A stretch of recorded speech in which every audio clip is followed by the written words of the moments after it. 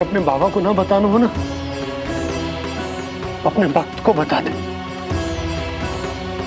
क्या सोच रहे हो लल्ला? क्या करने वाले हो आप?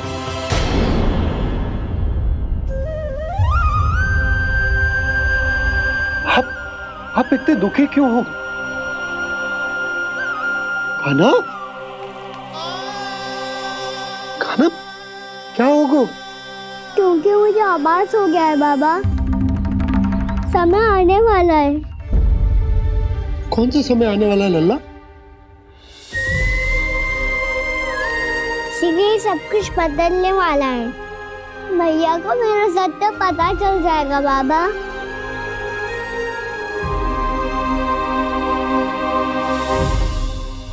पर लल्ला, इसका काक भुसुंडी और खालिया नाक से क्या संबंध है?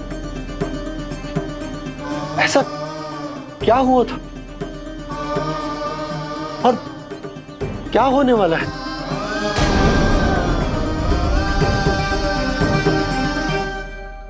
जो होने वाला है बाबा, उसका संबंध उससे है जो सैकड़ों वर्ष पहले हुआ था।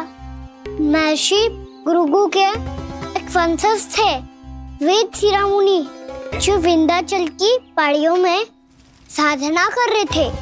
तभी वहाँ अश्वशिरा नाम के एक दूसरे मुनि आमंत्रण के बिना ही आ गए। कितना सुंदर और शांतिपूर्ण आश्रम है। यहाँ प्रभु की साधना करने में बहुत आनंद आएगा। शीघ्र ही अश्वशिरा मुनि उपस्थिति के कारण होने वाले व्यवधान से बाध्य होकर वेद शिरोमणि ने अपनी आंखें खोली। कौन हो तुम और यहाँ क्या कर रहे हो?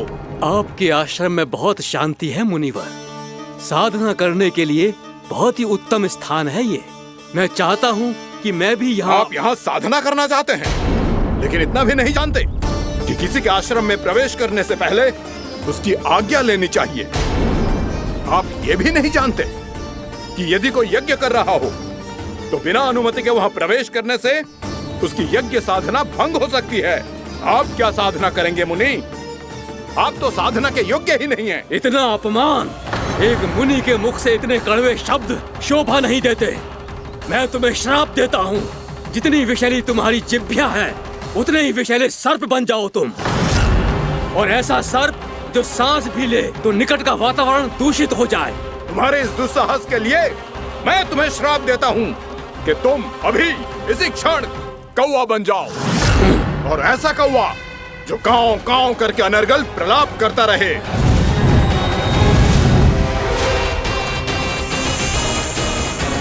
ये मैंने क्या किया? ये मैंने क्या किया? क्रोध के कारण दोनों ने एक दूसरे को श्राप दे दिया। पर दोनों ही मेरे भक्त हैं, और भगवान होकर मैं अपने भक्तों को इतनी कठिनाई में कैसे देख सकता था। इसीलिए जिस संकट में उन दोनों ने अपने आप को फंसा लिया था, उसका समाधान करने में मैं उनके पास गया। देखिए ना प्रभु, ये क्या हो गया हमसे? हमारी रक्षा कीजिए प्रभु, मार्ग दिखाइए हमें। क्रोध पर नियंत्रण ना होने के कारण आप दोनों ने एक दूसरे को बहुत ही भीषण संकट में डाल दिया है। अब दोनों ही तपस्वी, तप के बल से दिए गए आपके श्राप को लौटाना भी संभव नहीं है। प्रभु, कोई तो उपाय होगा, हम आपके शरण में हैं प्रभु। अपराध तो हमसे हुआ है प्रभु, पर अब आपसे ही आशा है। कुछ ऐसा कीजिए भक्त वत्सल, जिससे हम दोनों के श्राप का प्रभाव कुछ कम हो जाए। आप दोनों ही मेरे भक्त हैं, इसलिए आपकी पीड़ा का निवारण करने का एक उपाय है मेरे पास। वेद शिरोमणि, जब आप कालिया नाग बनेंगे तो आपको मेरे चरणों को अपने शीश पर धारण करने का सौभाग्य मिलेगा।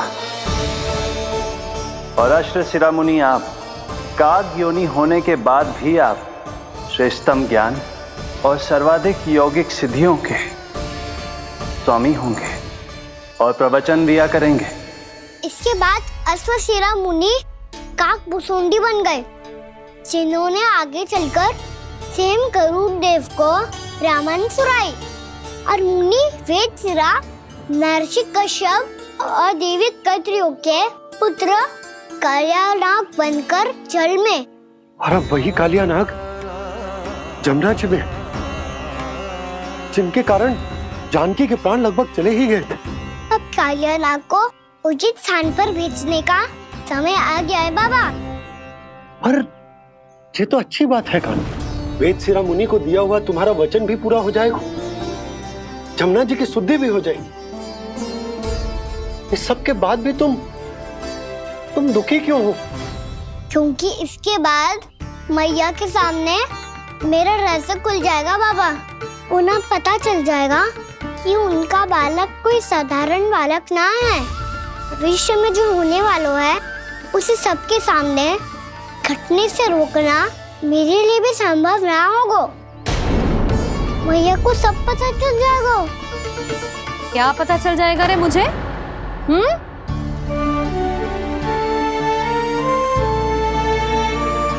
यही कि सबसे अधिक प्रेम मैं आपसे ही करता हूँ। अब बस भी कर, चलो भोजन के लिए बुलाने आई थी तुम दोनों को। भूखा थोड़े ना रहने दूंगी अपने लल्ला को, मेरा लल्ला दुर्बल हो जाएगा ना। आप खिलाओगे तो ही खाऊंगा। हाँ ठीक है, मैं ही खिलाऊंगी। अब चल, आओ जी, चल।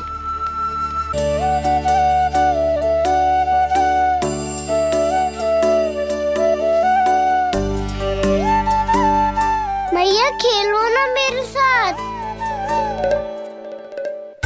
मैया सुनो ना, मेरी बात ना मानोगी? अभी बहुत कार्य पड़े लल्ला, देख जानकी को औषधि भी देने जानो है ना। औषधि मैं दे दूंगा, फिर तो खेलोगी ना आप मेरे साथ? पिछले कुछ दिनों से अपनी मैया का अधिक से अधिक प्रेम पाने का प्रयास करो है कान्हा। इसका तो एक ही अर्थ हो सकता है कि कछु बहुत बड़ो होने वालो है। कान्हा रुक जा लल्ला। कान्हा क्यों तंग कर रहा है? मैया को पहन लेना। कान्हा, कान्हा, ये क्या करो तूने?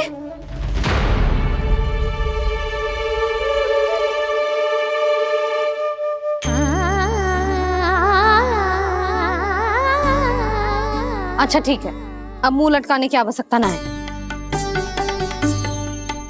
ये ले।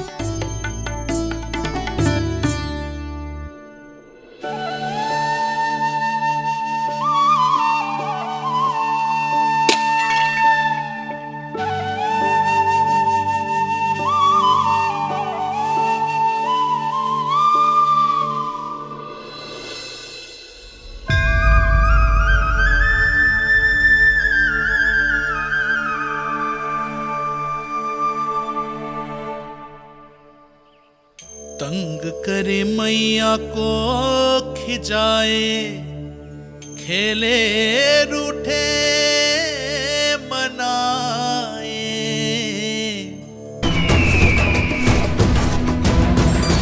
नारायण हरि, नारायण हरि।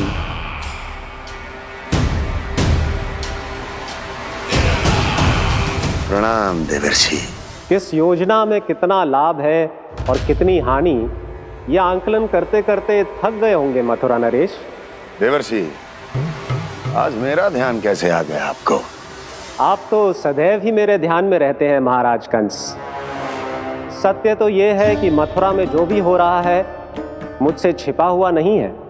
मैं जानता हूं कि आप किसी भी असुर को वृंदावन क्यों ना भेजें, और वो असुर कितना भी शक्तिशाली क्यों ना हो, कृष्ण का सामना नहीं कर पाता। या तो पराजय स्वीकार करके आपके पास लौट आता है, या तो फिर वीर गति को प्राप्त हो जाता है।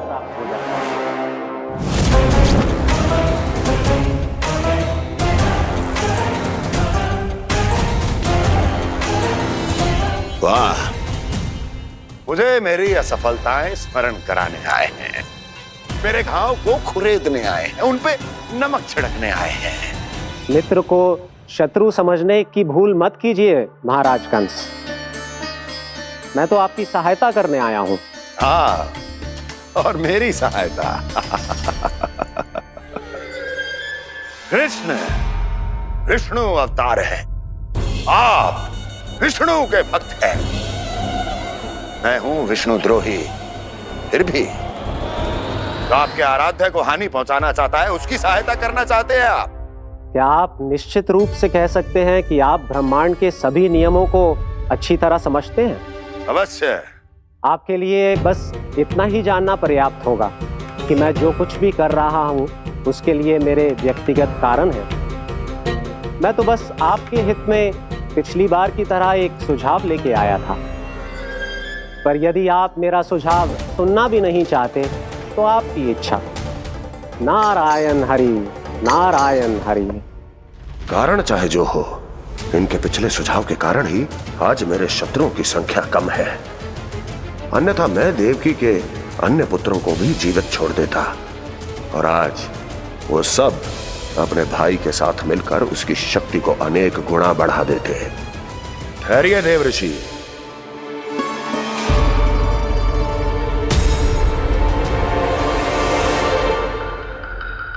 बताइए, क्या सुझाव है आपके पास? मेरे सुझाव का नाम है कालिया नाग।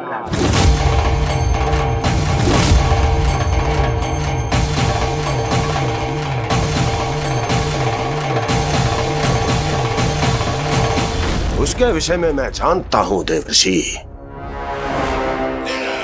तो समस्या ये है कि मैं स्वयं उससे मिलने नहीं जा सकता, उससे भेंट नहीं कर सकता। उस कृष्ण की हत्या के लिए उसको वृंदावन जाने के लिए तैयार नहीं कर सकता। तो मत जाइए उसके सामने, और ना उसे भेजिए कृष्ण के सामने।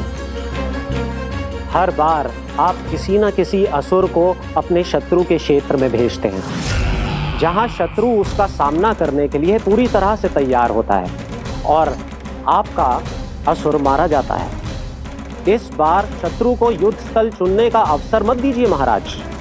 इस बार योजना का जाल ऐसे बुनिए कि कृष्ण स्वयं उसके पास जाने के लिए विवश हो जाए।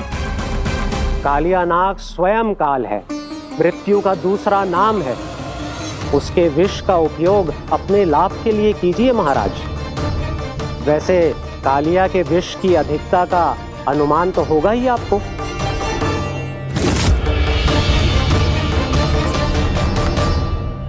एक बार जो उसके क्षेत्र में पहुंच गया, फिर उसके विष से बचना असंभव है। उचित सुझाव है देवर्षि, उचित सुझाव है। देवर्षि, उस छलिया विष्णु की भक्ति करते करते आप भी उसके रंग ढंग सीख गए हैं। उचित है, उचित है।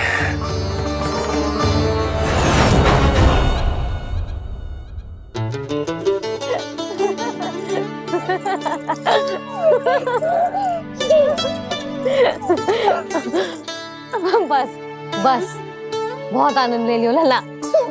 बस अब दूध पी ले। ठहर ठहर, गर्म है। जी ले ले।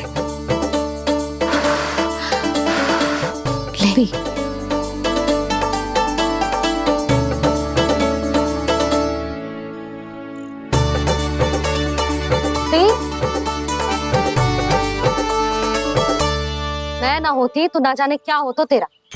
अपने आप दूध भी ना पी सकते है, भावला कहीं का। आपकी इस प्रेम के लिए तो मैं धरती पे आया हूँ मैया। मैं भी यही सोच रहा हूँ यशोदा, कि तुम ना होती तो मेरा क्या होता। इसी बात पे थोड़ा दूध और कजू खाने को दे दो। अरे मैं तो भूल ही गई। तनिक ठहर जाओ जी, जे दूध पी लेना तो आपके लिए भी कछु ले आती।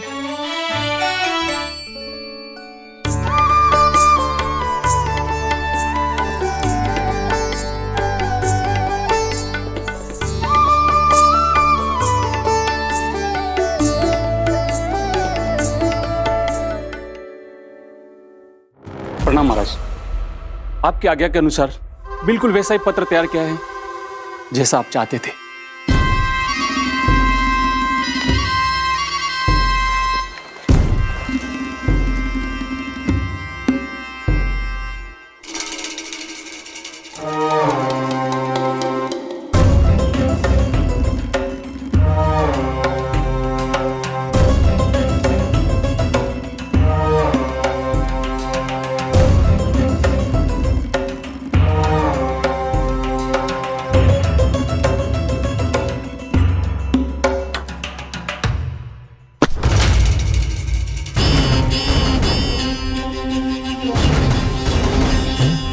कृष्ण जन्म से लेकर आज तक ये मेरी सबसे महत्वपूर्ण योजना है। इसका सफल होना निश्चित है दूत, किंतु केवल वही करना जैसा मैंने कहा है। जाओ।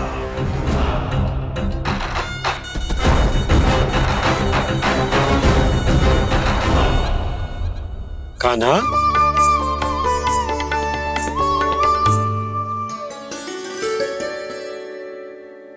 क्या होगा? बाबा, मैं चाहता हूँ कि मैया की स्वमता क्रिस्टल फ्रेम की वर्षा मुझ पे सरते ऐसे होते रहे। वो तो होती रहेगी लल्ला। अपने लल्ला के लिए किसी मैया का प्रेम कभी कम हो सकता है भला? नंदराज, वो मथुरा से एक दूत आयो है महाराज कंस का राजपत्र लेके।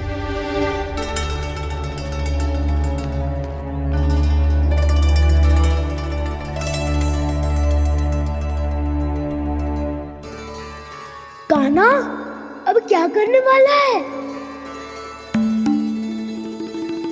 तेरे बाबा कहाँ गए? हाँ? कंस मामा का खेल आरंभ हो गया है, पर मैया वो सब सुनेगी तो व्यर्थी चिंतित हो जाएगी। बस थोड़ा बाहर गया मैया, कछु खा रही से। बाहर इस समय? मैया, क्या होगा? मैया देखो ना, पीठ पे कछु हो रहा है। मेरा हाथ ना पकड़ो, आप करो ना। यहाँ? क्षमा करना मैया, पर अभी बाबा को ही संभालने दो ये सब। कहिए, क्या संदेश लाए हैं आप? नहीं नंदराज, नहीं। महाराज कंस का आदेश है कि ये संदेश सभी गांव वालों के साथ ही पढ़ा जाए। ठीक है, मैं गांव वालों के सामने पढ़ दूंगा, पर मुझे तो दीजिए पढ़ने के लिए। महाराज की आज्ञा का पालन करना आपके लिए भी आवश्यक है नंदराज। सभी गांव वासियों की सभा बुलाइए। बंसी, सभी गांव वालों की सभा बुलाओ। राजपत्र में ऐसा क्या संदेश भेजो है कंस ने? अब मेरे पत्र को पढ़कर सब भौचक के रह जाएंगे। और वो कृष्ण, उस कृष्ण के पांव के नीचे से तो भूमि खिसक जाएगी, आकाश फट पड़ेगा, बिजलियां गिर जाएंगी। प्राप्ति, ओ प्राप्ति, कंस का पत्र। स्वयं को बहुत अधिक शक्तिशाली समझता है ना वो। अब देखता हूं कैसे वो इस महासंकट का सामना करता है। वो कृष्ण, वो अपनी मृत्यु स्वयं चुनेगा या मृत्यु की वेदी पर चढ़ा देगा प्रिय वृंदावन वासियों को।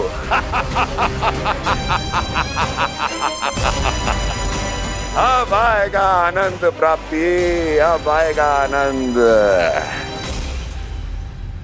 सबको इकट्ठा करवा के ही पढ़वाएगो। अवश्य ही कोई विशेष संदेश दिया होगा कंस ने। मैं भी यही सोच रही हूँ सुलक्षणा जी, कछु ना कछु तो विशेष है, और जे हो क्या सकता है? हाँ, बात तो सही है। ऐसा क्या हो सकता है? सभी गांव वासियों के सामने पढ़ा जाए, कछु तो विशेष अवश्य लग रहा है। बाहर तक कोलाहल क्यों हो रहा है? मैया, मैया, अब क्या होगा? मैया देखो ना, सर पे कछु हो रहा है। लल्ला, नारायण ने तुझे हाथ दिए हैं ना? पीठ की बात अन्य थी। अपने सिर की सेवा स्वयं कर। सर पे तो हाथ पहुंच रहा है ना?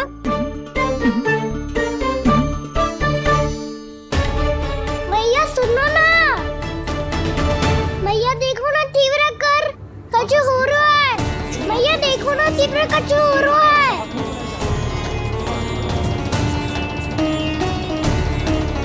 सब लोग आ चुके हैं, अपना संदेश सुनाइए आप।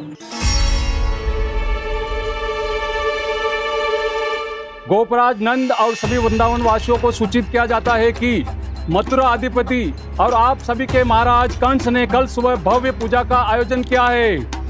इसके लिए राज्य को वृंदावन के क्षेत्र के निकट यमुना नदी के मध्य में खिलने वाले 1 कोटि कमल के पुष्पों की आवश्यकता है। इसीलिए आप सभी को यह आदेश दिया जाता है कि ये सभी कमल के पुष्प प्रथम पहर से पहले राजसभा में पहुंचा दिए जाए। इतने सारे पुष्प वो भी प्रथम पहर से पहले कैसे हो सकते हैं? यदि आप ऐसा करने में असफल रहे तो इसे राज आज्ञा का उल्लंघन माना जाएगा और राजद्रोह के आरोप में आप सभी को कड़े से कड़ा दंड दिया जाएगा। स्मरण रहे, यदि कल की पूजा में इन 1 कोटि कमल के पुष्पों का ना पहुंचने के कारण कोई व्यवधान आया तो समस्त वृंदावन वासियों को दोषी माना जाएगा और पूरे गांव को निवासियों सहित धूल में मिला दिया जाएगा। कल प्रथम पहर तक का ही समय है आप सबके पास।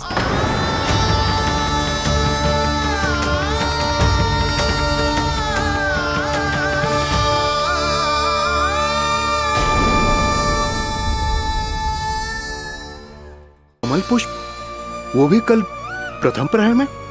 ऐसे कैसे संभव है? और कोई साधारण पुष्प ना, यमुना नदी के मध्य खिलने वाले विशेष कमल के फूल चाहिए उन्हें। लेकिन यमुना नदी में तो कालिया नाग ने विष घोल के रखा है, तो फिर कैसे हो पाएगा? जी असंभव है। हमारी मृत्यु का संदेश भेजा राजा कंस ने। सदैव की भांति इस समस्या पर भी गांव के बड़े ही विचार करेंगे। बालकों का यहाँ होना उचित ना है।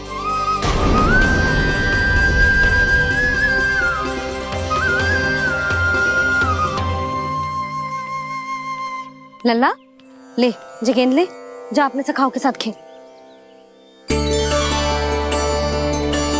सुबह उज्जवल, मधुमंगल वसंता, देखो भैया ने क्या दिया है। चलो खेले, बहुत आनंद आएगा आज।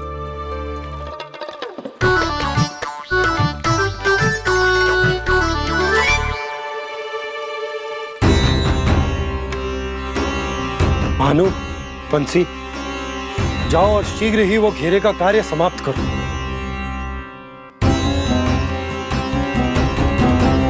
पर कछु ना कछु तो करना पड़ेगा ना। पर हम कर ही क्या सकते हैं? पुष्प लाने को और कोई उपाय है भी तो ना। मैं चला जाऊंगा जमुना जी में। वैसे भी मेरे जीवन के कितने दिन शेष बचे हैं। गांव के लिए, समाज के लिए कुछ करके मरूं, तभी तो शांति मिलेगी। ना काका, यदि आप उस विषैले जल में छलांग लगा भी दोगे, किंतु 1 कोटि कमल पुष्प एकत्रित कर पाना आपके लिए संभव ना है। इससे अच्छा है कि मैं चला जाऊं। यदि मैं मर भी गया तो मेरे पीछे रोने वाला कोई ना है। किसी को कहीं जाने की आवश्यकता ना है। गोप नरेश होने के नाते ये मेरा कर्तव्य है कि मैं आप सबकी रक्षा करूं। नंदराज, आपको जाना है तो जाओ। हरिया, काका, भैया सब चले जाओ। लेकिन आपको पता है वहाँ का जल कितना विषैला है। आप लोग एक क्षण भी जीवित नहीं रह पाओगे। फिर कैसे इकट्ठा करेंगे 1 कोटि कमल पुष्प? आप बात तो सही कह रही हैं शांति। उस दुष्ट कंस ने ऐसी मांग रख के हम सबको फंसा दिया। हम में से कोई भी क्यों ना चला जाए और इस संकट का समाधान ना निकले को। कान्हा, बताना कौन सा खेल खेलें? गेंद पकड़ खेलते हैं। पर एक बात सुन लो सब, कोई भी तीव्र गति से ना फेंकेगा गेंद को। भैया ने फ्रेम बनाई है मेरे लिए। सब तैयार हो?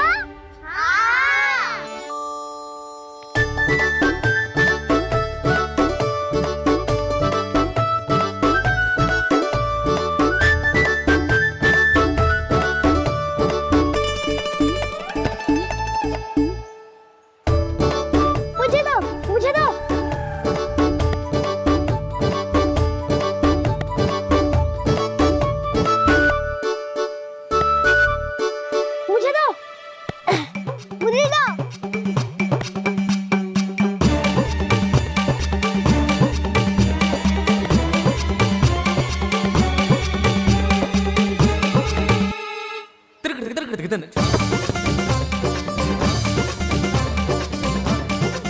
कान्हा, इतनी धीरे से फेंकेगो तो कैसे आनंद आएगा?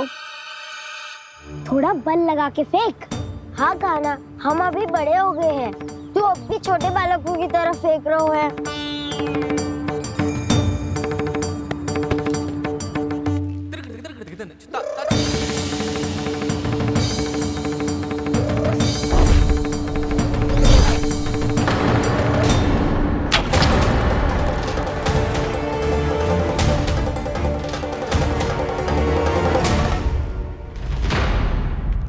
दीदी जी क्या करो कान्हा, गेंद तो डूब गई।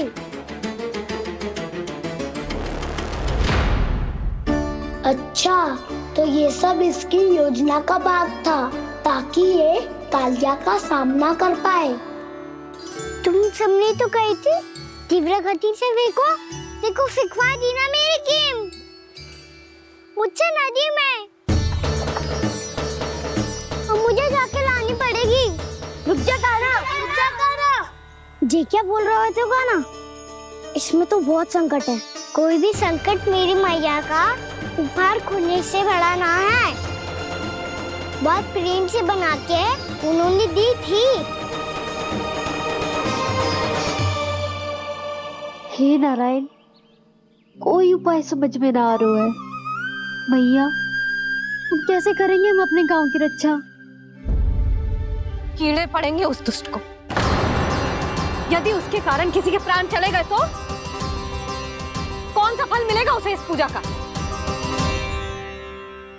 तुम सही कह रही हो यशोदा, और हमारे पास कोई और दूसरा विकल्प भी तो ना है। यदि हमने मथुरा की राज आज्ञा का पालन ना किया तो इसका दुष्परिणाम पूरे गांव को भुगतना पड़ेगा।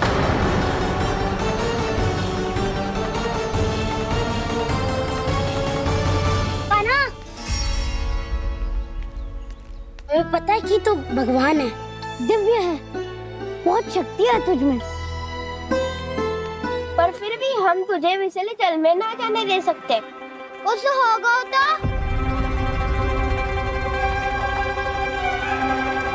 तुम सब इतनी हट कर रहे हो तो ठीक है, ना जाऊंगा।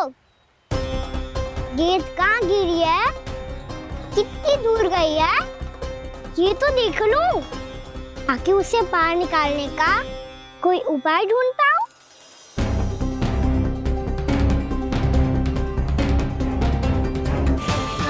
हाँ।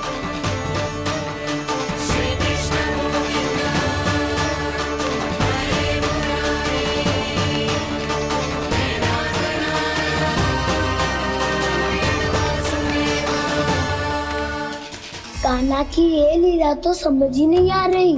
पहले इसने देवश्री नारद को मथुरा जाकर कंस को भड़काने के लिए कहा, फिर स्वयं ही दुखी भी हो गया कि अब इसका रहस्य सबके सामने खुल जाएगा। और अभी स्वयं ही तो इसने कहा था कि गेंद बहुत महत्वपूर्ण है, फिर स्वयं ही उसे नदी के विषैले जल में फेंक दिया।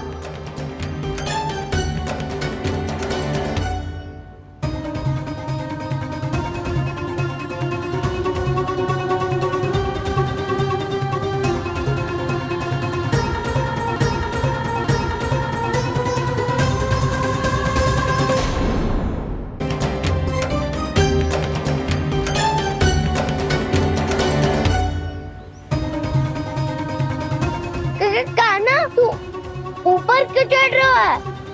अरे ऊंचाई से देखूंगा तभी तो गेंद दिखेगी।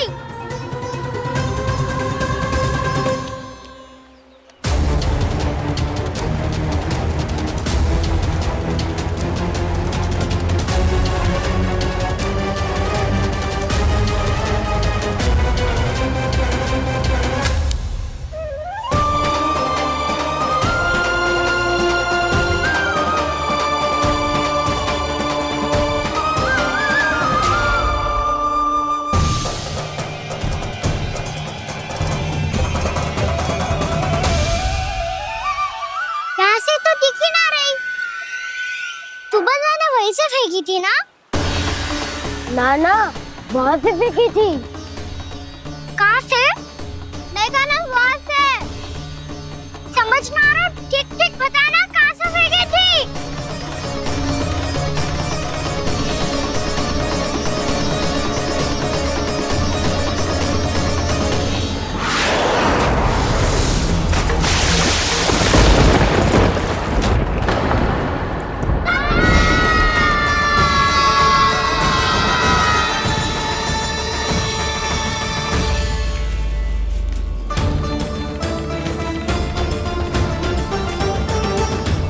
कालिया नाग के क्षेत्र में जाकर कोई भी जीवित वापस ना लौट सको है।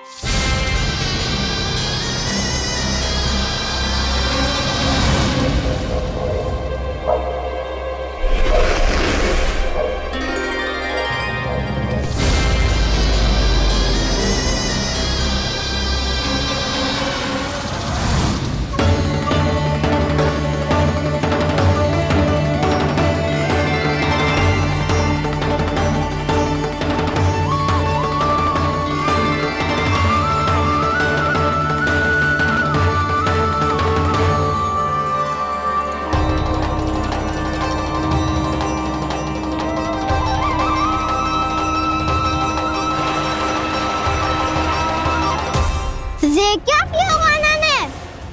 कालिया नाग तो उसे देखते ही निकल जाएगा।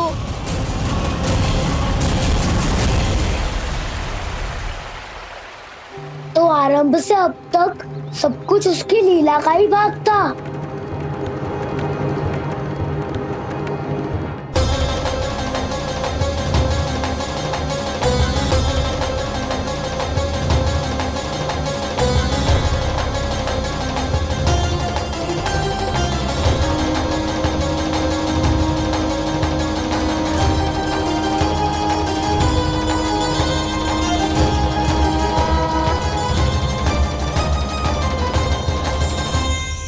इतना सुंदर रूप, मन मोहने वाली मुस्कान, अद्भुत तेज और भगवान जैसी दिव्यता। कौन हो तुम?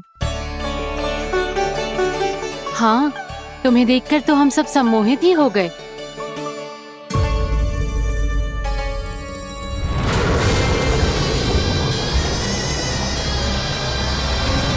तुम जो भी हो बालक, वापस लौट जाओ। हमारा हृदय तुम्हें ही देखते रहना चाहता है, किंतु यदि हमारे पति जाग गए तो तुम्हें अवश्य हानि पहुंचाएंगे। ये बहुत विषैले है बालक, कालकोट जैसे भयानक। इनके विष से तुम नहीं बच सकोगे। नंदराज, कालिया नाग के विष का प्रभाव बढ़ते ही जा रहा है। पहले 8 कोस तक उसके विष का प्रभाव था, अब तो 1 योजन से अधिक क्षेत्र में फैलो है। जल पीने के प्रयास से अनेक पशु मारे गए हैं और नदी के निकट के वृक्ष और वनस्पति सब नष्ट होने लगे।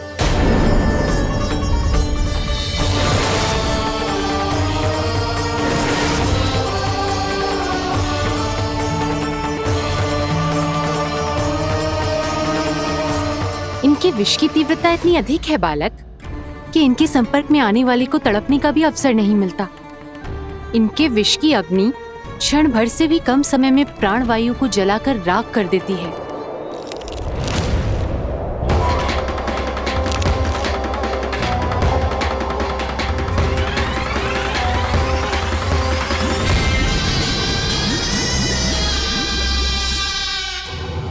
तब तो समस्या और भी गंभीर हो जाएगी। मैंने तो सुनो है कि कालिया नाग कम से कम 2 योजन लंबा है, सैकड़ों फन है उसके।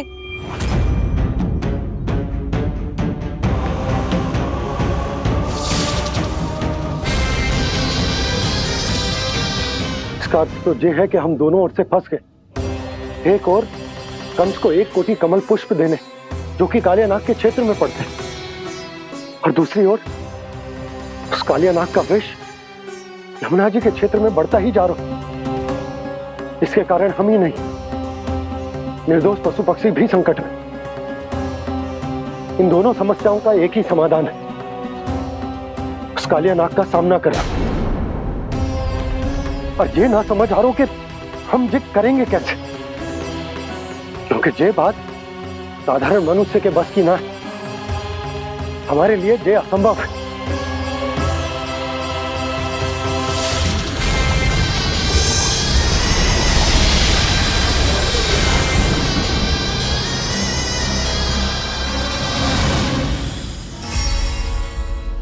अब तो तुमने अपनी आंखों से भी देख लिया बालक, ये कितने विषैले हैं। नींद में भी विष उगलते हैं। इससे पहले कि तुम्हें कुछ हो जाए, चले जाओ यहाँ से, मान लो हमारी बात। आप सब मुझे जानती भी नहीं और फिर भी मेरी इतनी चिंता कर रही हैं आप। माँ की ममता भेदभाव नहीं जानती। तुम भी किसी के पुत्र हो और हम सब भी माँ हैं। एक माँ को हर बालक में अपनी ही संतान दिखाई देती है। इसलिए हम तुमसे विनती करते हैं, वापस चले जाओ, बचा लो अपने प्राण। मेरी चिंता मत कीजिए, मुझे कुछ नहीं होगा। होगा, अनर्थ होगा यदि ये उठ गए तो।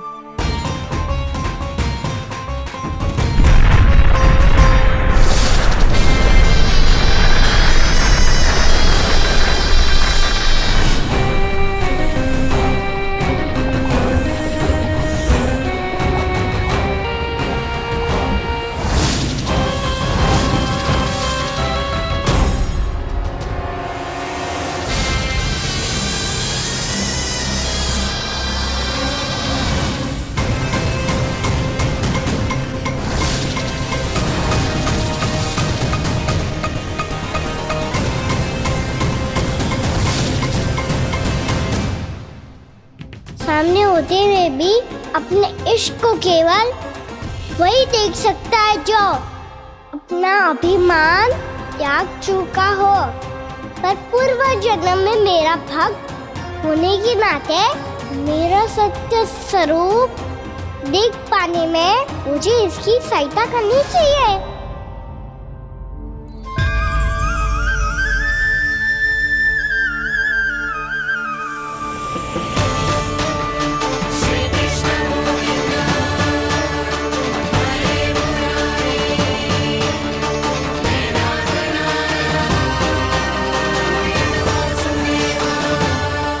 देखो हमारा छोटा सा कान्हा जैसे डट के खड़ा है।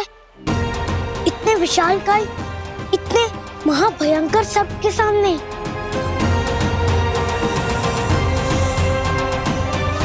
ये कोई भगवान नहीं है जो इसके सामने हाथ जोड़ रही हो तुम सब।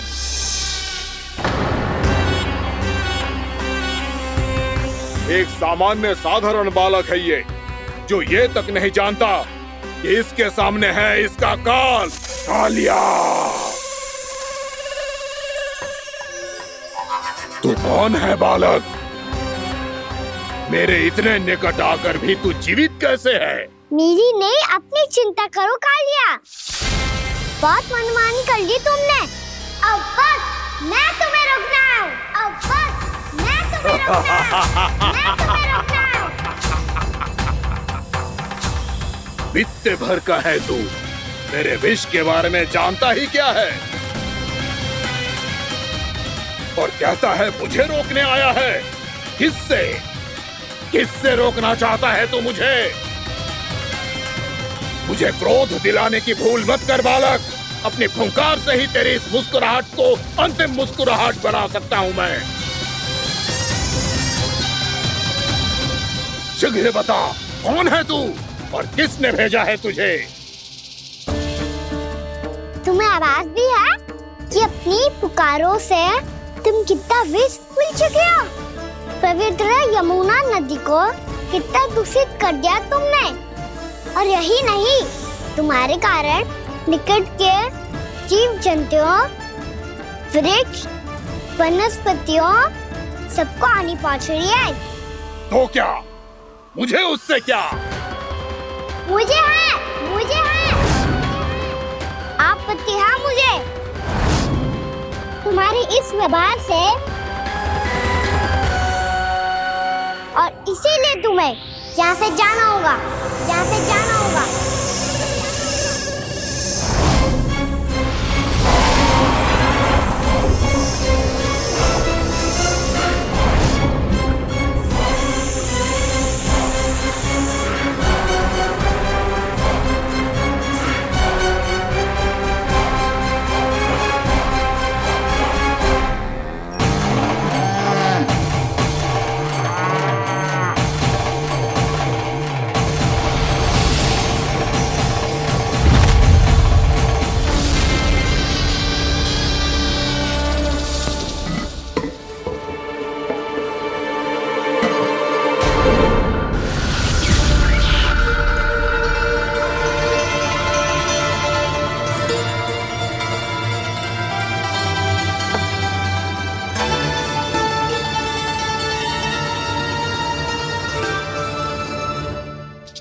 मुझे आदेश देने का साहस भी कैसे किया तूने? इस क्षेत्र को मैंने अपना राज्य बनाया है, मेरा परिवार रहता है यहाँ, और तू मुझे यहाँ से जाने के लिए कह रहा है? हाँ, क्योंकि तुम्हारे यहाँ रहने के कारण अन्य जीवों को हानि हो रही है और मैं ऐसा नहीं होने दे सकता। मैं तो बस वही कर रहा हूँ जो एक सर्प का स्वभाव है। विष फैलाना स्वाभाविक है मेरे लिए, इसलिए मुझे चुनौती मत दे बालक। चुनौती तो मैं तीर चुकाऊं का लिया। अब तो बस तुम्हें शिकार करनी है।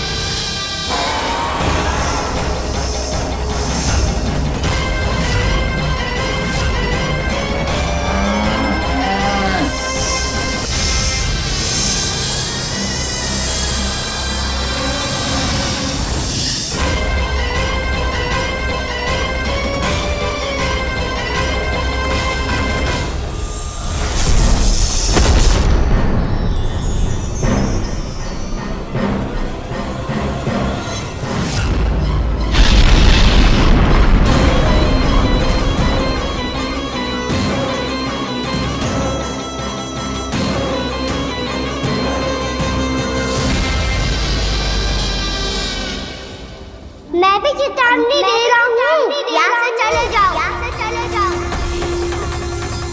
अपनी भूल को पहचानो कालिया, तुम जो कर रहे हो अनुचित है।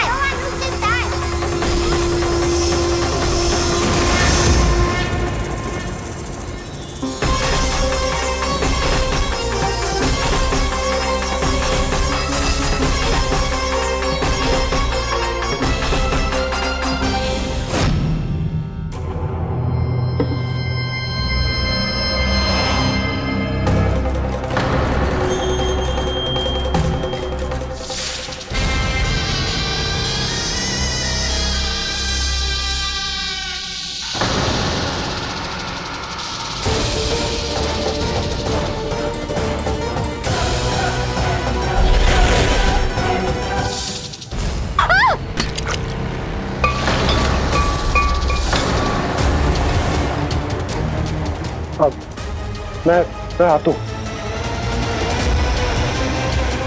क्या हो गया सुधा?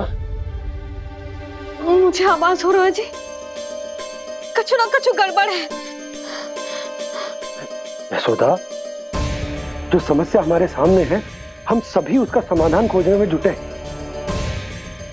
तुम विश्वास करो, मैं कोई ना कोई समाधान अवश्य ढूंढ लूंगा। हम कैसे भी करके वो कमल के पुष्प उस कंस तक पहुंचा देंगे। नाना, समस्या उससे कहीं अधिक है, उससे कहीं अधिक बड़ी, उससे कहीं अधिक भयानक है।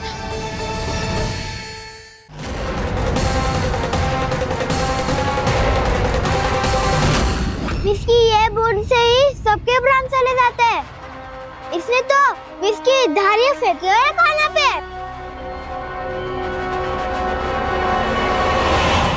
कान्हा कैसे बच्चे को अधिक विष से?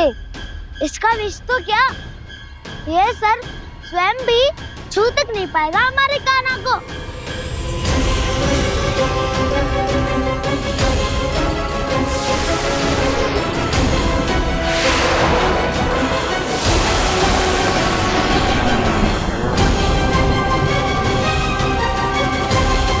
तुम्हारे सखा को, मेरे भाई को कोई हानि नहीं पहुंचा पाएगा। ये कान्हा का सत्य चाहे जो हो बलराम, पर अभी तो जो एक बालक ही है ना।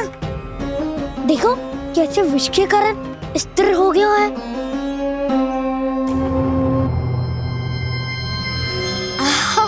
हाउ सर्फ ने कितनी आसानी से अपनी पूंछ से बांध लिया है। मुझे यहाँ से भगाना चाहता था ना तू? अब मैं तुझे दिखाऊंगा अपना सामर्थ्य। ये मूर्ख किसे बांधना चाहता है अपनी पूंछ में? उन्हें जिनका विस्तार सारे ब्रह्मांड में है, या उन्हें जो स्वयं अनंत है? पर देवराज, प्रभु ऐसा करने ही क्यों दे रहे हैं कालिया को? आप सब भूल रहे हैं देवगण, कालिया पूर्व जन्म में प्रभु का बहुत बड़ा भक्त था। उसी भक्ति का फल मिल रहा है अब इसे। वैसे भी भक्तों के मन का भाव सबल हो तो भगवान तो सहज ही बंध जाते हैं।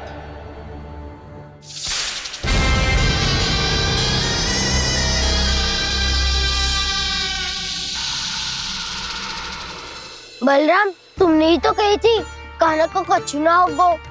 देखो दुष्ट ने चारों ओर से जकड़ लियो है।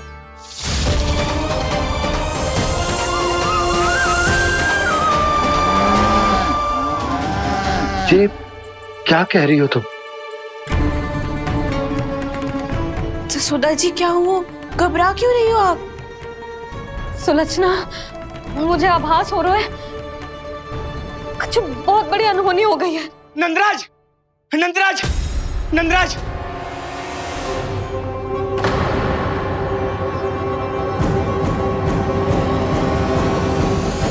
नंदराज, कान्हा ने जमुना नदी में छलांग लगा दी है। कान्हा ने जमुना नदी में छलांग लगा दी है। कान्हा ने जमुना नदी में छलांग लगा दी है। कान्हा जमुना में कूद गया है। मुझे लगा था आज कछु गड़बड़ होने वाली है। मुझे आज कान्हा को ना जाने देना चाहिए था।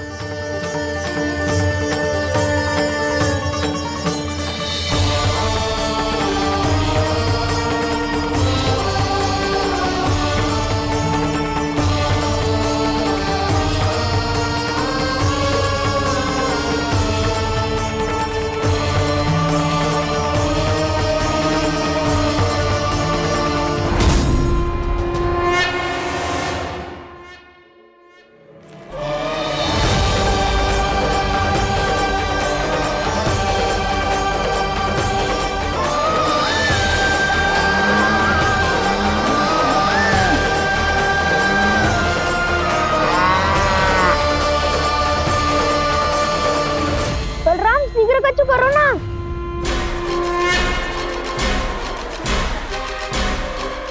कुछ भी करो पर कान्हा को बचाओ। नाग बहुत भयंकर है। कान्हा अकेले ना संभाल पाएगा इसे।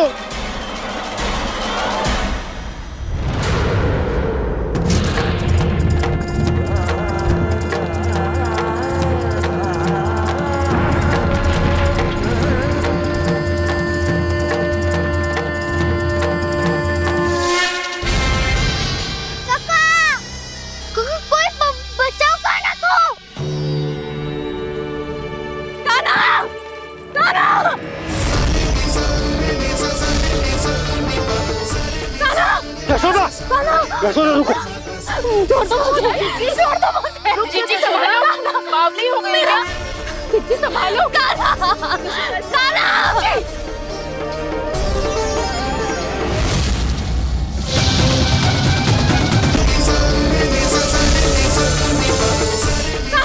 यशोदा, यशोदा रुको। छोड़ दो मुझे, छोड़ दो मुझे। जीजी संभालो, बावली हो गई है। जीजी संभालो। कान्हा, कान्हा। देखो अब कैसे तुम्हारे अस्थियों को तोड़कर छोटे छोटे टुकड़ों में बदल दूंगा मैं।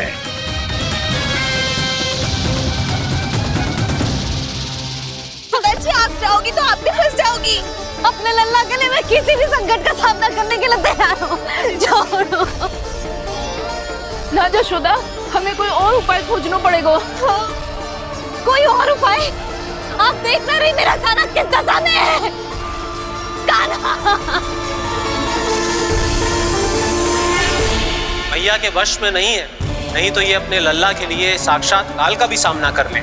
ये तो केवल कालिया नाग है।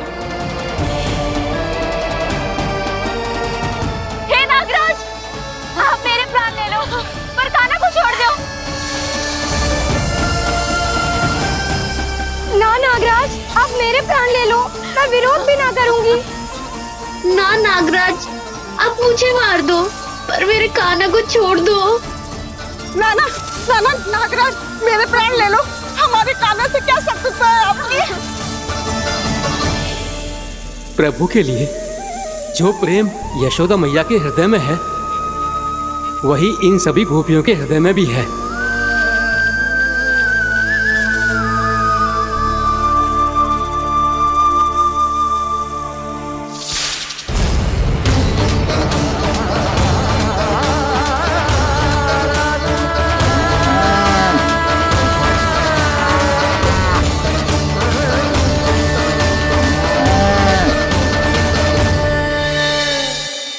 यशोदा, यशोदा,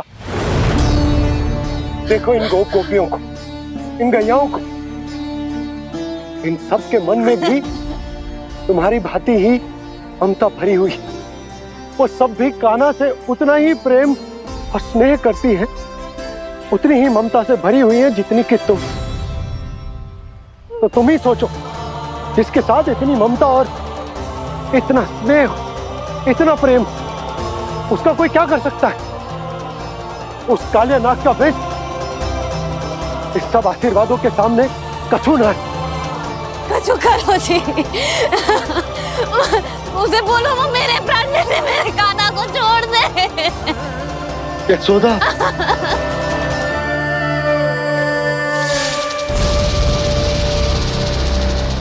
केवल इन्हीं में नहीं देवराज, नाग पत्नियों के हृदय में भी ममता का वही प्रेम उमड़ रहा है।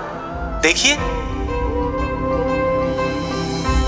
मैं आपके हाथ जोड़ती हूँ स्वामी, इस बालक को छोड़ दीजिए। ये अवश्य ही कोई दिव्य आत्मा है स्वामी। हम आपसे विनती करते हैं स्वामी, इस नन्हे बालक को हानि मत पहुंचाइए स्वामी। मेरी पत्नियां मेरे ही शत्रु के लिए विनती कर रही हैं। अब यदि इसके पक्ष में एक शब्द भी कहा तुम सबने, तो मैं इस बालक से पहले तुम सबके प्राण ले लूंगा। हो रहा प्रसन्न नाग कालिया, विजय को निश्चित जान। रोते बिलखते व्याकुल सब, संकट में देख कान्हा के प्राण।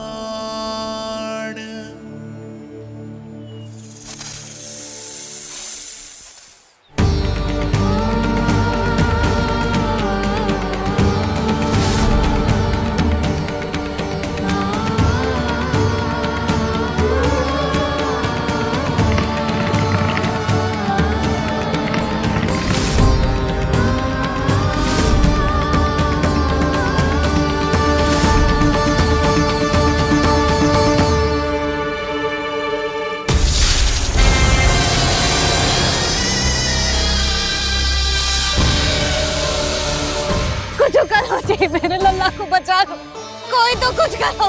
जीजी, संभालो जीजी। यशोदा, यशोदा तुम शांत हो जाओ, मैं कान्हा को वापस लेकर आऊंगा।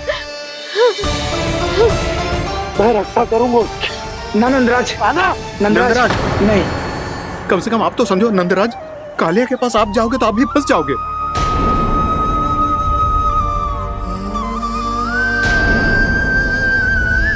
बलराम, तेरा भाई इतनी भीषण संकट में है और तुझे जरा भी दुख ना हो रहा? क्या आप सब अब तक नहीं समझ पाए कि कान्हा सच में कौन है? छोटे बाबा, आप तो उसका सत्य जानते हैं ना?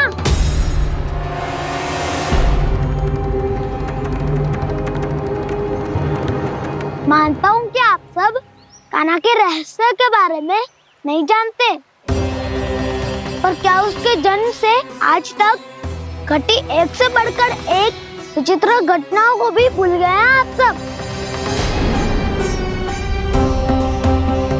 भूल गए हैं कि कैसी पूतना जैसी राक्षसी उसका कुछ बिगाड़ नहीं पाई, कैसे तरनावती जैसा भयानक राक्षस उसे एक खरोच भी नहीं दे पाया था।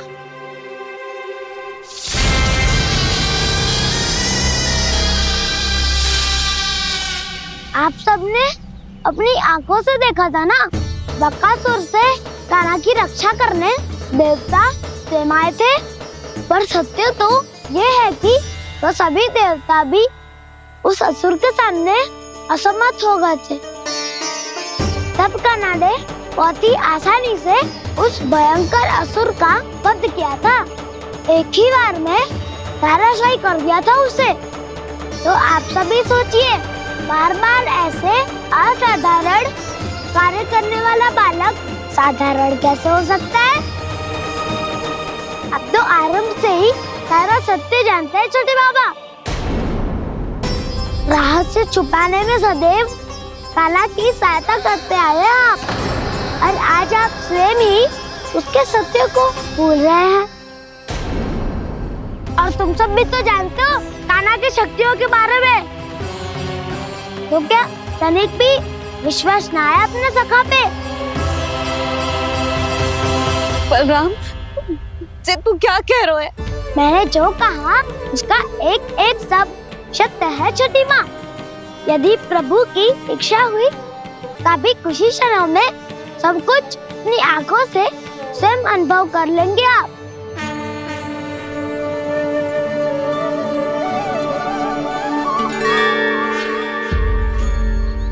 शांताकारं भुजगशयनं पद्मनाभं सुरेशं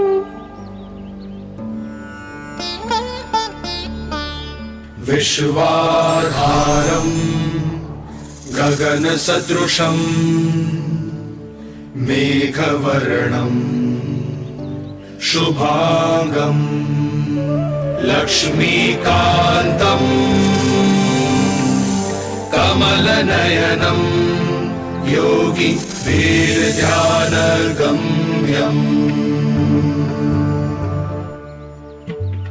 वन्दे विष्णुं भवभयहरं सर्वलोकैकनाथम्।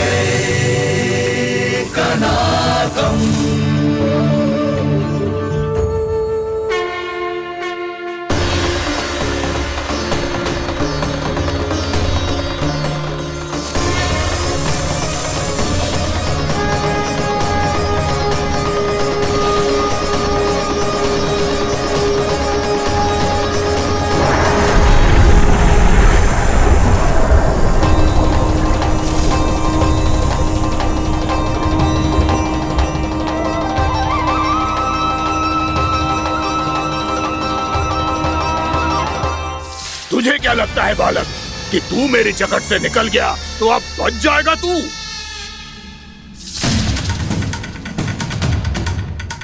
मेरे विष से अपनी प्राण रक्षा करने में सफल रहा, मेरी जकड़ से भी छूट गया, पर मेरे दंश से नहीं बच पाएगा।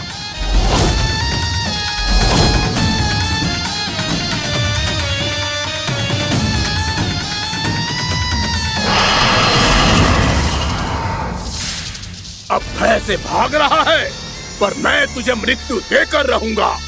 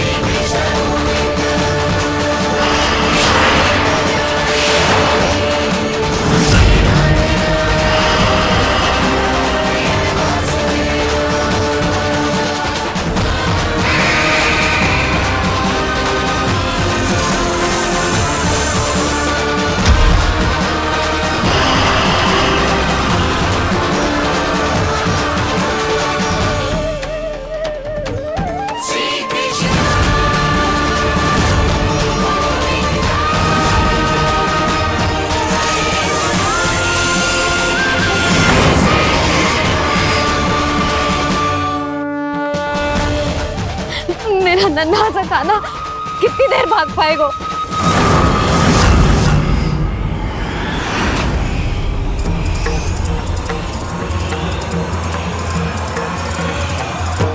और कितनी प्रतीक्षा करोगे मेरी भक्त कालिया? भक्त नहीं, काल हूं मैं तेरा। जब अहंकार का मुकुट बुद्धि को ढक लेता है तो भक्त अपने भगवान को भी नहीं पहचान पाता। व्यर्थ की पहेली में मत उलझा बालक। ना मैं भक्त हूँ और ना तू भगवान।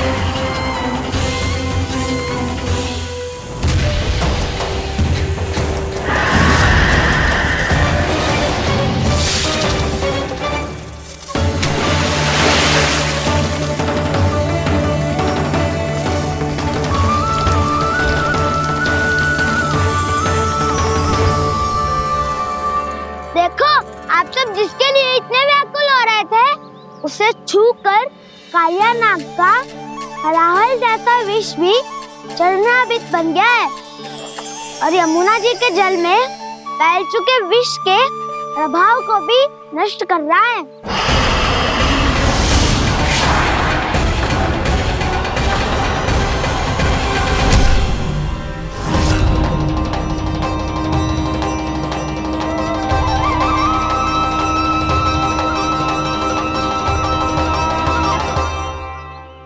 धर्म रक्षक अधर्म विनाशक प्रभु श्री कृष्ण का कौशल सचमुच अद्वितीय है।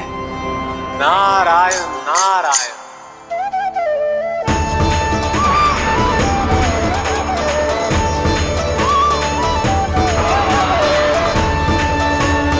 मेरा भाग तुम्हारे भीतर के अहंकार का प्रतीक है कालिया। अब तुम्हारा अहंकार, तुम्हारा अनपान मेरे पाँव के नीचे है और तुम्हारी पूंछ अर्थात तुम्हारे प्राण मेरे हाथ में। अब तुम क्या करोगे भक्त?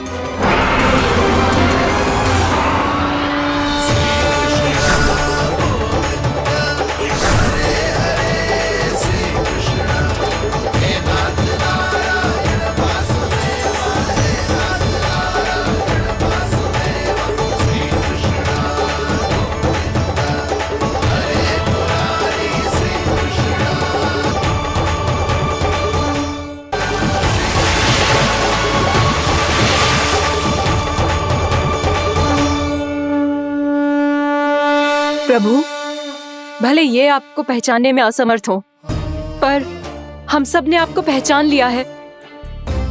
हाँ प्रभु, एक भक्त होने के नाते और एक अर्धांगिनी और माँ होने के नाते मैं आपसे इनके प्राणों की भिक्षा मांगती हूँ। अपनी कृपा दिखाइए और इन्हें क्षमा कर दीजिए। आपके लिए मित्र और शत्रु में कोई अंतर नहीं प्रभु। उसी तरह आपकी कृपा और दंड में भी कोई अंतर नहीं। दोनों दया ही तो हैं, अकारण ही किसी को प्राप्त नहीं होती। हमें विश्वास है कि हमारे पति को मिला ये दंड कोई अभिशाप नहीं है, आपका वरदान है। ये सत्य है प्रभु कि इनसे बहुत से पाप हुए हैं। इनके विष से बहुत सारे जीव जंतु को हानि पहुंची है, पर अब आपके चरण इनके शीश पर पड़ गए हैं। ऐसी कृपा तो बड़े बड़े महान महात्माओं को भी दुर्लभ है, और इन्हें प्राप्त हुआ तो अवश्य ही ये किसी महान पुण्य का ही फल है। हे प्रभु, उन्हीं पुण्य कर्मों की शक्ति का आह्वान कर मैं आपसे विनती करती हूँ, इन्हें प्राण दान दीजिए।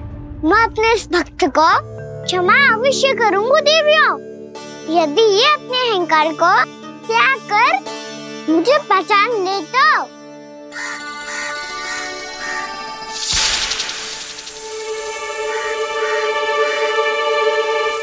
मैं तुम्हें श्राप देता हूँ, जितनी विषैली तुम्हारी जिह्वा है उतने ही विषैले सर्प बन जाओ तुम।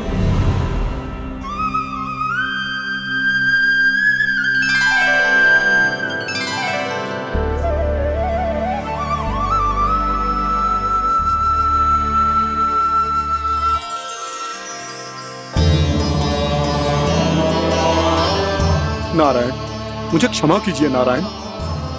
मैं तो आपका परम भक्त था, किंतु मैं आपको पहचान नहीं सका। इसका दंड तो मुझे मिलना ही था, किंतु मैं अब प्रायश्चित करना चाहता हूं। इसके लिए यदि आप मेरे प्राण भी ले लेंगे तो भी मुझे कोई दुख नहीं होगा। मैं अपना जीवन, मृत्यु और अपना अस्तित्व सब कुछ आपको समर्पित करता हूं। मैं तुम्हारी क्रोध के कारण श्राप मिला, जिसे विशाल सर्प के रूप में तुम्हारा जन्म हुआ, और सर्प का तो स्वभाव है विष फैलाना, इसीलिए तुम्हें दंड नहीं दूंगा। मैं शेष सभी अपराधों का पश्चाताप कर लिया, इसीलिए मैं तुम्हें क्षमा करता हूँ कालिया।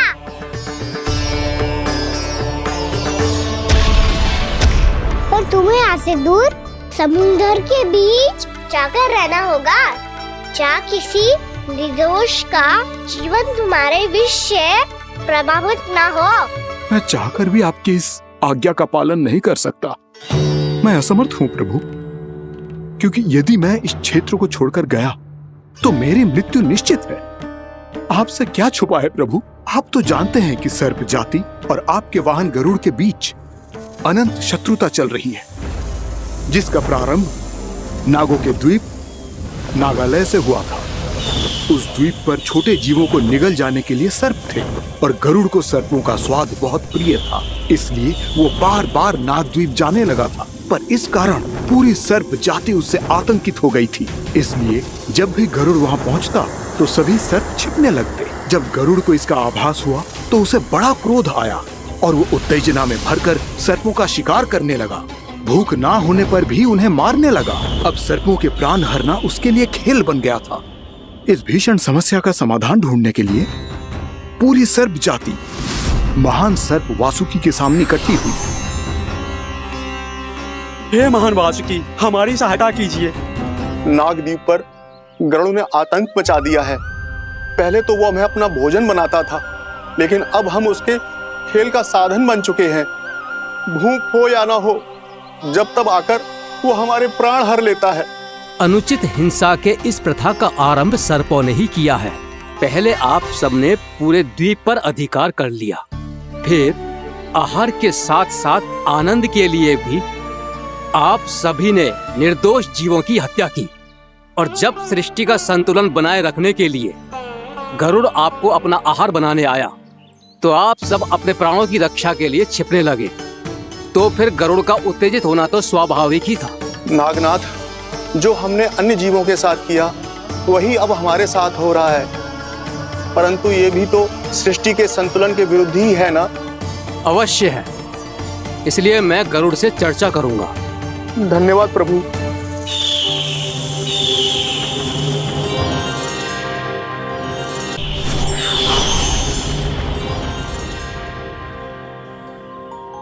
श्री नारायण के वाहन पक्षीराज गरुड़, मैं संपूर्ण सर्प जाति की ओर से आपसे एक निवेदन करने आया हूँ।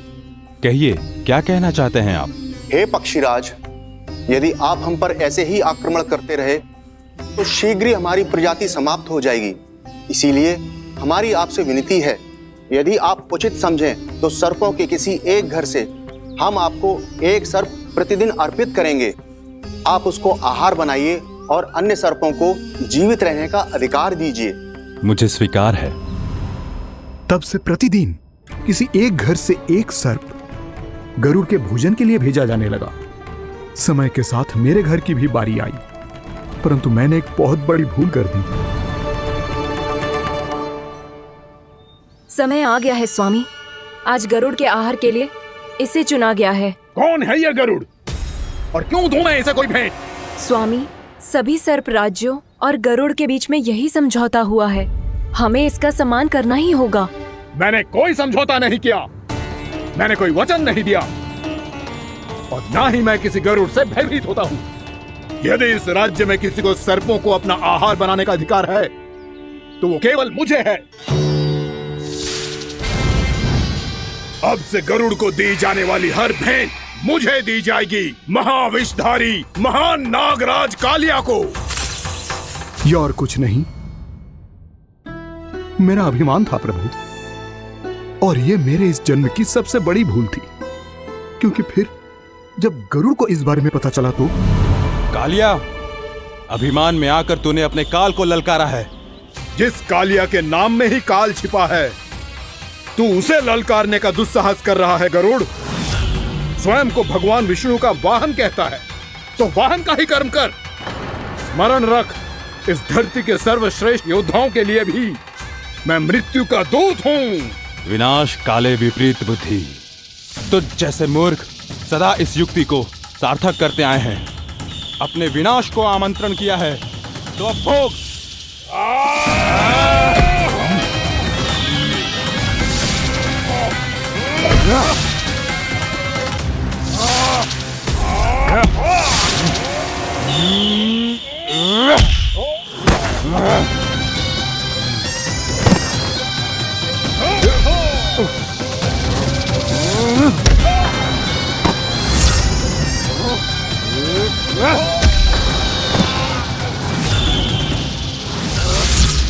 जिसने मेरा भोजन चुराने की धृष्टता की है वो इसी योग्य है।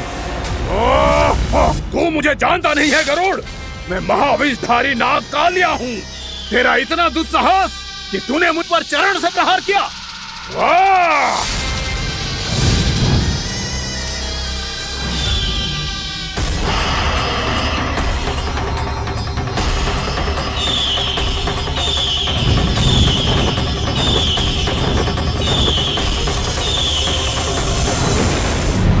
मैं अपने अभिमान में भूल गया था कि गरुड़ मुझसे कहीं अधिक शक्तिशाली है। इसलिए अपने प्राणों की रक्षा करने के लिए मैं एक स्थान से दूसरे स्थान भागने लगा।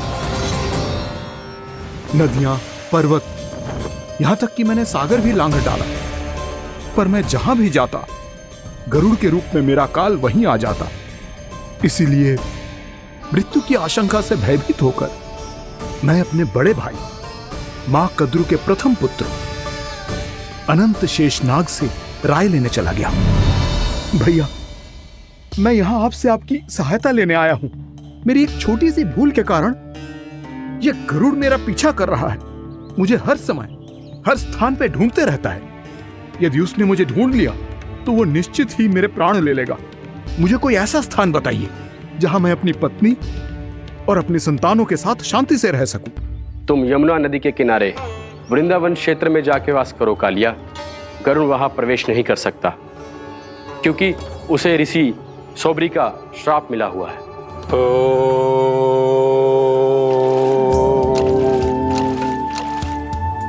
ध्यान और तपस्या का नित्य कर्म करते हुए ऋषि के मन में मछलियों के प्रति प्रेम भाव इतना बढ़ गया कि वो भूल गए सभी जीव खाद्य श्रृंखला का भाग होते हैं, और मछलियां भी इस नियम की अपवाद नहीं है। उन्हें मछलियों की अटखेली इतनी अच्छी लगने लगी कि वो इस क्षेत्र के मछुआरों को भी मछली पकड़ने की अनुमति नहीं देते थे।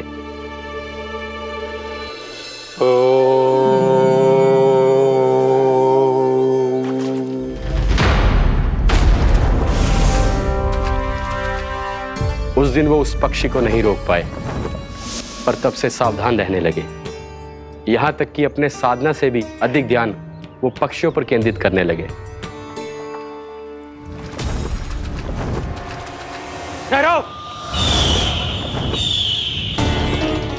इसी क्षण अपनी चोंच में पकड़ी इस मछली को छोड़ दो। तुम्हें इन मछलियों का आहार नहीं करना चाहिए पक्षीराज। ये तो खाद्य श्रृंखला का नियम है ऋषिवर। यदि मैं इनका आहार नहीं करूंगा तो कोई और पक्षी कर लेगा। मैं अपने आनंद या प्रतिशोध के लिए इनके प्राण नहीं ले रहा। ये तो बस मेरा भोजन है। पर यह मेरा तपस्या स्थल है। तुम यहाँ शिकार करके मेरी साधना में विघ्न नहीं डाल सकते पक्षीराज। यदि आपकी यही इच्छा है तो मैं आज के बाद यहाँ नहीं आऊंगा।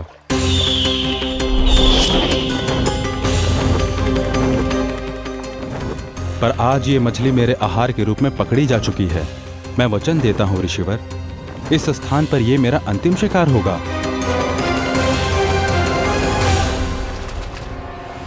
आज के बाद यदि तुमने वृंदावन की निकट उड़ान भी भरी तो तुम सैकड़ों टुकड़ों में फटकर मारे जाओगे पक्षीराज। ये मेरा श्राप है।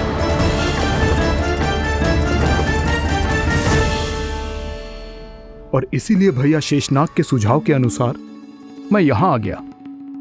पर अब यदि मैं कहीं और जाऊंगा तो मेरे प्राण नहीं बचेंगे प्रभु। डिस्टेंट रहो कालिया।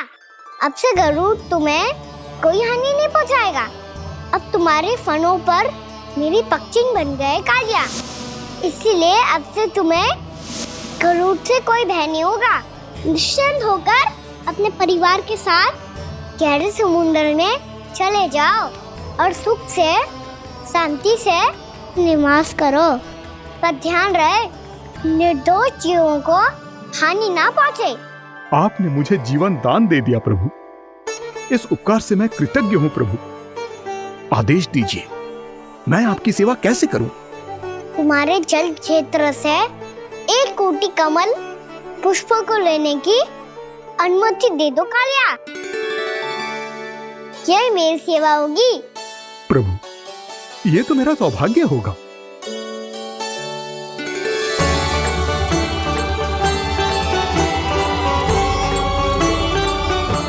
एक कोटि के स्थान पर हम 3 कोटि कमल पुष्प ले आए प्रभु।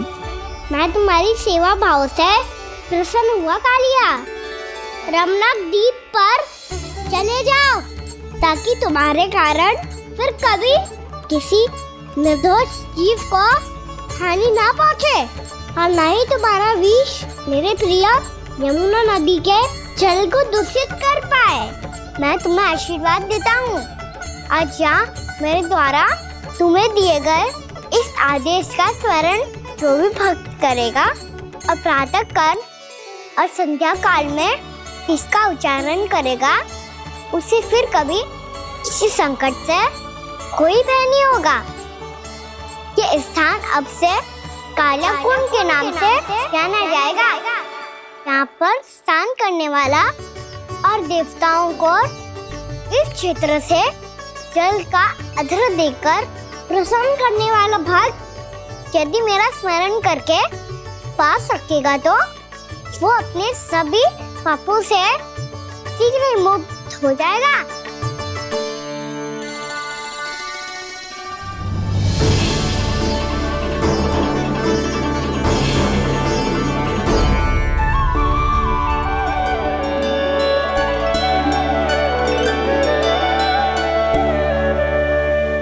कौन है जी भगवान जिसने अभी अभी कालिया जैसे विशाल विस्तर का सामना किया? क्या एक साधारण बालक जो शीत की अधिकता से ठिठुर रहा है? क्या करूं? मैं लल्ला को ममता के आंचल में छुपा लूं या भक्त बनकर प्रभु की लीला देखती रहूं? क्या करूं मैं? कितना ठंडा था जल, बहुत सर्दी लग रही है। सर्दी से तड़पते हुए कैसे देखूं इसे? अभी जाके अपने पल्लू से सुखाती हूँ। हृदय से लगा के स्नेह की आंच दूंगी तो सर्दी पल भर में छूमंतर हो जाएगी।